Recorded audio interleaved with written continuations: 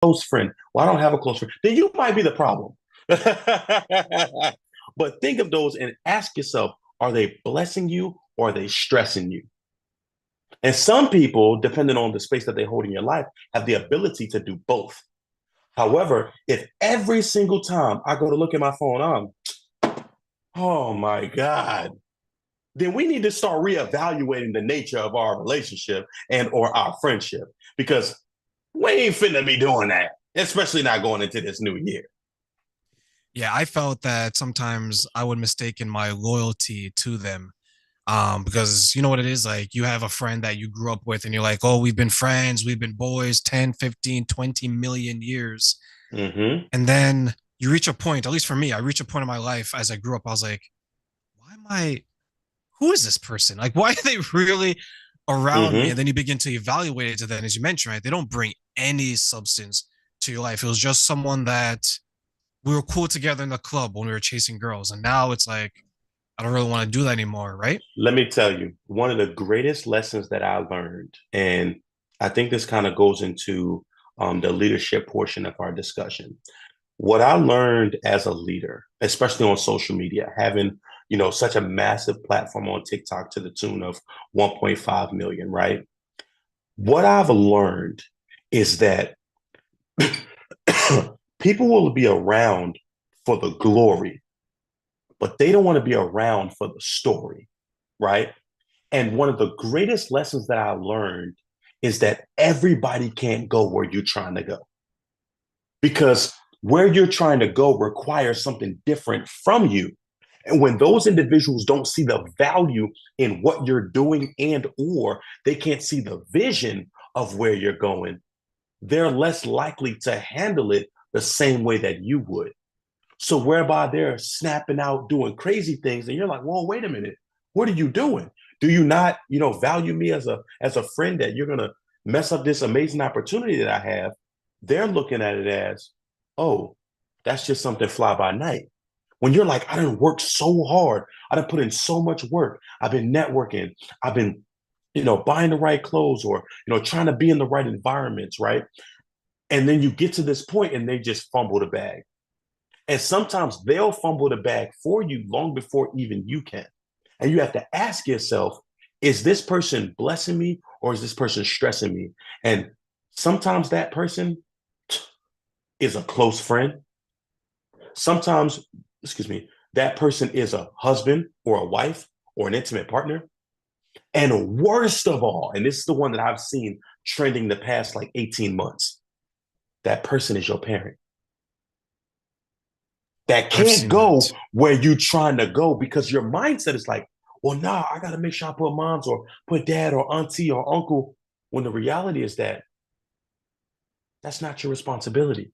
Who you decide to do for, who you decide to share that space with, right? That is your right to do so. And in recognizing that they can't go where you're trying to go, people be like, oh, well, that's your mom, that's your dad, da, da, da. Not realizing that sometimes those relationships are the ones that are dragging you down, keeping you from getting to where you're ultimately trying to go. And that's rough. That's a rough one.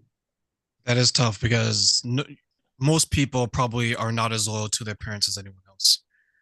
That's true. Right? They're Very protectors true. and they brought us into the world. I remember reading a story or watching a story, whereas this person, they were single child and they were taking care of their mother because their parents had divorced. And he put his life on hold. His dreams died. Everything he wanted to do just died because he just decided to take on his mother and her responsibility and her situation and her maybe lack of preparation and preparing herself. And when I was watching this, one person asked the question, if you were to die today, what would happen to your mother? Mm. And then he was like, the answer is she would figure it out.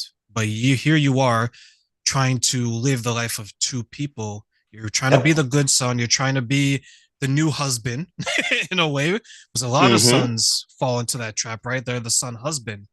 And when you mention leadership and things of that nature, what are some of the ways that maybe, let's take it from a male perspective, right? Like, how can I be a leader in that situation to avoid it from happening, or at least if it does happen, correcting it?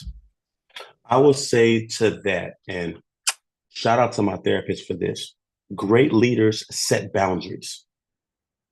And in setting that boundary, you have to stick to that boundary. Oftentimes, the differentiation between achieving a goal and not achieving a goal lies heavily in the boundaries that you set, not just in your relationships and your friendships, but also in your family and in your family dynamics. Great leaders set boundaries and stick to them because they recognize that without that structure, without that discipline, you are doomed to fail. I remember there was a time where, and anytime I tell this story, I make sure that I mention that, my mother, in rekindling our relationship, because I like to make things personal, right? When we rekindled our relationship, I had a very tumultuous childhood, a lot of physical abuse. There was a little bit of sexual abuse, not from my mom, but just, as I was growing up. But the physical abuse came from my mother. Now, she has since been clean for over 15 years, and I'm so super duper proud of her. However, when she came back into my life, she was coming back into the life of a different child. Now I'm a grown man. I had two of my three children at that point. So I said to her, hey, listen, I want you to understand that I'm not the 16-year-old, I'm sorry, a 13 to 16-year-old child that you once knew. I'm a grown man now with kids and responsibilities. So you will not do to them what you did to me and my brothers growing up. Because I want you to understand it is my responsibility to protect them. That was the first and only day that I've ever called my mother by her first name. And I'm not gonna lie, bro, I was scared as hell. I was so scared. But I was like, listen, and I said her first name. I said, these are my children. And if you attempt to do to them in any way, shape, form, or fashion what you did to me and my brothers, you will never see them again because they are my responsibility to protect. And if I have to protect them against you, so be it. And the look on her face was just like, whoa, he is serious. So now we don't even play those types of games. When she wants to see her grandchildren, she makes it known. When she wants to FaceTime her grandchildren, she makes it known. And she always keeps her promises. Sometimes we got to learn to stand up to our parents because many of us harbor and hold that childhood mentality. Oh, I don't want to disappoint mom, or I don't want to disappoint dad. I don't want to make them mad. Well, guess what? I pay all my bills. You know what I'm saying? That brand new 2020 that's sitting outside, I'll pay for that. This 4-bedroom house I live in, I'll pay for this. You know what I'm saying? Them children that need school clothes and all that, I take care of that, not you. So I want you to understand there's some things that's not going to take place. And in doing so, it's not just, and I really want to hone in on this. So for everyone that's listening to the sound of my voice, that's going to watch this, as well as listen and consume this, I want you to understand it's not just about setting the boundary. It's about keeping to the boundary. Because you have some that will look at that boundary like, you tried to say, what? I'm so and so. I'm so and so. Well, guess what? I'm me. And either you're going to adhere or you're not going to be in my life. And recognize what you're asking the universe for. Because some people, they'll ask the universe for something, but then when the universe actually grants it, they're like, oh man, this is too much. It's almost like be careful what you wish for because you just might get it, right? Because the energy that you're putting out there consistently into the atmosphere, that's what you're going to get to come back to you. So don't just, there was a song, I believe it was either Meek Mill or Drake, one of them said this. He said, I'm the type to say a prayer, then go get what I just prayed for. Then what you pray for it for? If you're going to circumvent the blessing, because what we don't realize is that when we pray for things or when we ask for things, and I'm not very religious, but I am spiritual. I do want to put that out there. But when we ask the universe for things, when we make I'll put it this way, when we make declarations over our lives, right? We have to understand that there are times where we're going to have to elevate ourselves in order to become the person that we need to become in order to get said blessing. It's the same with boundaries. Sometimes in setting a boundary, we may not be the person that we need to be in that moment, right? To hold steadfast to that boundary. However, if we're actively doing the work, it's almost effortless. I'm glad you mentioned boundaries and making sure that we adhere to it. It took me a while to start to enforce the boundary because anyone could come up with a boundary, right? Don't talk to me this way. Don't touch my food when I leave it in the kitchen. That chocolate cake in the fridge, that's mine, has my name on it, all this craziness, right? But when I knew I wanted my boundary was I broke free of seeing myself as a child around my family instead of I'm an adult man now. So you need to treat me as such. And you made a fantastic point when you said that there's still some people well into their 30s, well into their 40s, maybe even in their 50s, saying that I'm still my mom's son. I'm still my dad's little boy. But Yep. if you're gonna look at yourself that way, everyone's gonna look at yourself that way. And that's the Yep. importance of the boundary. So for you, when you had that conversation, was it difficult for you to say, or do you think it was more difficult for her to hear it?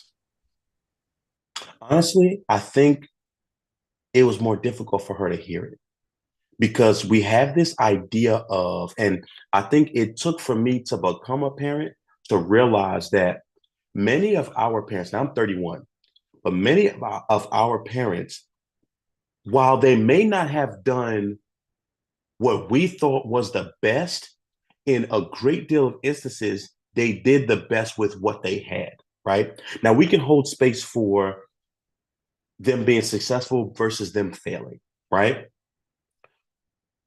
The reason why I believe it was harder for her to hear is because of the mentality that she had and the eyes that she was viewing me from. She was viewing me from teenage and adolescent eyes, whereby I was viewing her from adult eyes, from the standpoint of I'm a parent now. I'm actively serving this country in the United States Navy. I have a career. You know what I'm saying? And that's not to jive on anyone that has a job, but I have a career now. Essentially, what I'm saying is that my life is set up now. I got a family. So, in that, what I wanted to show her is that I'm the leader of my household.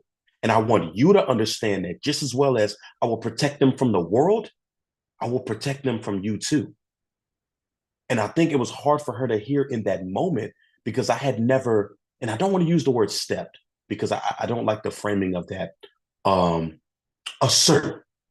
I had never asserted myself in that manner. And then, like I said her first name. That was scary in and of itself. I was like, am I like I said it, but I was just like, oh, this ain't gonna smooth over well. But I was so like the conviction that I had and the in my opinion, the reason why I said it was more important than what I perceived her reaction to be from it in the long term. So I felt like it was worth whatever came along with that. And I felt like either one or two things could happen. Either one, you're going to say, okay, I respect that. And we chart a pathway forward to ensure that you are in your grandchildren's life. Or two, you were going to do what a great deal of parents have historically done to their children, which is gaslight them and make it seem as though I'm the parent. You don't talk to me like that. Well, guess what? I'm the parent now. I got children now that I got to take care of, that I'm responsible for. So all your children, they grown. They out doing their thing. Five of the six of my brothers in the military. You know what I'm saying? One of them just retired, and one of them ended up getting out short of retirement. All great jobs, all have families. So I don't want to say your quote job is done. It's more so now you got grandchildren. These are who you have to, and the misconception that a lot of grandparents have is that they feel like they got to quote make up for lost time. When the reality is that all you have to do is bring new experiences. That's it.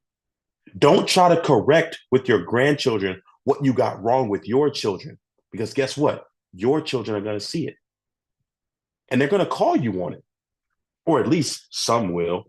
Some will, they'll talk about it. They ain't going to talk about it to you. They're going to talk about it amongst their siblings. Hey, bro, let me tell you what mom said.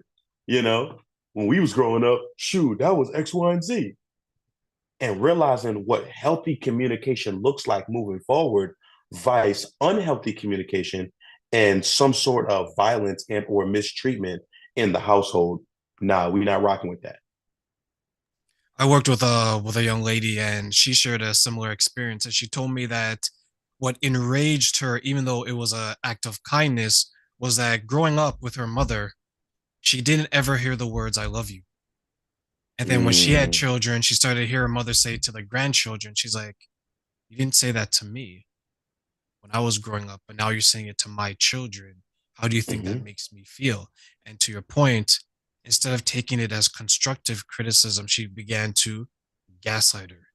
Well, if you're hmm this type of person and this and that, even though it was just an honest criticism. And I think a lot of parents, because I'm 34, so I'm a few years older than you, I think a lot of parents who are from our parents' generation, they loved us. It's just they didn't say it because their They had parents a didn't say it to funky them. way of showing it. Yeah, right?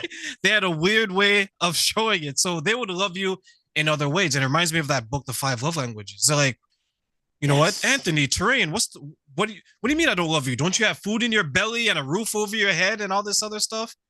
But the way that I want to be loved maybe was different than the way that you want to be loved, and vice versa. hmm Because a lot of people, especially as children, we don't, I don't want to say appreciate it, but we don't view that as love. What we view as love is, okay, you're at my sport games.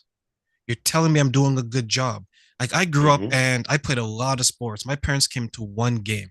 And because it was so awkward, I played my worst game ever.